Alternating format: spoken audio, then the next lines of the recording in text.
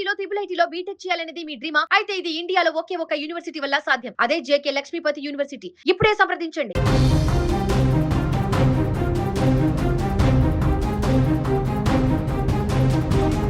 తమిళనాడు రాజకీయాల్లో సినిమా వర్గాల్లో ఇప్పుడు ఒకే ఒక్క బ్యానర్ తీవ్ర దుమారం రేపుతోంది.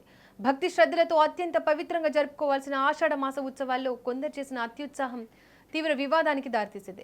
ప్రసిద్ధ మరియమ్మన్ ఆలయం వద్ద వెలిసిన ఒక భారీ బ్యానర్లో తమిళగ వెట్రి కళగం పార్టీ అధినేత దళపతి విజయ్ను రావణాసురుడి చిత్రంలో రూపొందించగా ఆయన కింద స్టార్ హీరోయిన్ త్రిష ఫోటోని ఏకంగా అమ్మవారి అవతారంలో ముద్రించారు. ఈ వివాదాస్పద బ్యానర్ తమిళనాట తీవ్ర దుమారం రేపుతోంది. తమిళనాడులోని సేలం జిల్లా అత్తూర్ ప్రాంతంలో ఉన్న ప్రసిద్ధ మరియమ్మన్ ఆలయానికి ప్రత్యేకమైన విశిష్టత ఉంది. ఏటా ఆషాఢ మాసంలో ఇక్కడ అత్యంత వైభవంగా ఉత్సవాలు నిర్వహిస్తుంటారు. వేలాదిగా భక్తులు తరలివచ్చి అమ్మవారిని దర్శించుకుని మొక్కులు చెల్లించుకుంటారు. ఈ ఏడాది కూడా ఉత్సవాలు ఎంతో ఆధ్యాత్మిక వాతావరణంలో ప్రారంభమయ్యాయి. స్థానిక యువకులు, కమిటీ సభ్యులు ఆలయ పరిసరాల్లో రంగురంగుల ఫ్లెక్సీలు, బ్యానర్లు ఏర్పాటు చేశారు. అయితే ఆ హడావుడిలో కొందరు అత్యుత్సాహం ప్రదర్శిస్తూ ఏర్పాటు చేసిన ఒక ఫ్లెక్సీ ఇరు రాష్ట్రాల్లో హాట్ టాపిక్ గా మారిపోయింది. ఆలయానికి అతి సమీపంలో ఏర్పాటు చేసిన భారీ బ్యానర్ను చూసి భక్తులు ఒక్కసారిగా దిగ్భ్రాంతికి గురయ్యారు. అందులో కోలీవుడ్ స్టార్ టీవీకే పార్టీ అధినేత విజయ్ను 10 తలల రావణాసురుడి రూపంలో డిజైన్ చేశారు. ఇక ఆయన పాదాల కింద ప్రముఖ సినీ నటి త్రిష ఫోటోను ఏకంగా అమ్మవారి రూపంలో డిజిటల్ ఎడిటింగ్ చేసి ముద్రించారు. భక్తి శ్రద్ధలతో సాగాల్సిన ఆషాఢ ఉత్సవాల్లో రాజకీయ సినిమా రంగులు పులుముతూ నటీనటులను దేవుళ్ళు, రాక్షసుల రూపాల్లో పోల్చడం స్థానికంగా తీవ్ర కలకలానికి దారితీసింది.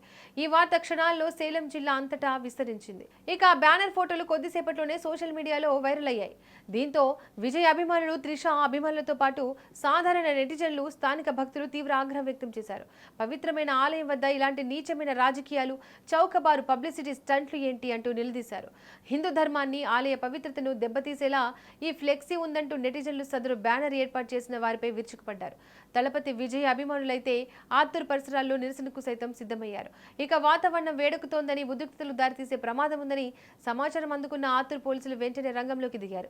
ఆలయ పరిసరాలకు చేరుకొని వివాదానికి కారణమైన ఆ వివాదాస్పద బ్యానర్ను తక్షణమే అక్కడి నుంచి తొలగించారు. శాంతి భద్రతలకు విఘాతం కలిగించేలా, ప్రజల భావోద్వేగాలను దెబ్బతీసేలా ప్రవర్తించినందుకు గాను ఆ బ్యానర్ ఏర్పాటు చేసిన ముఠాల్లోని 2 యువకులపై పోలీసులు కేసులు నమోదు చేశారు.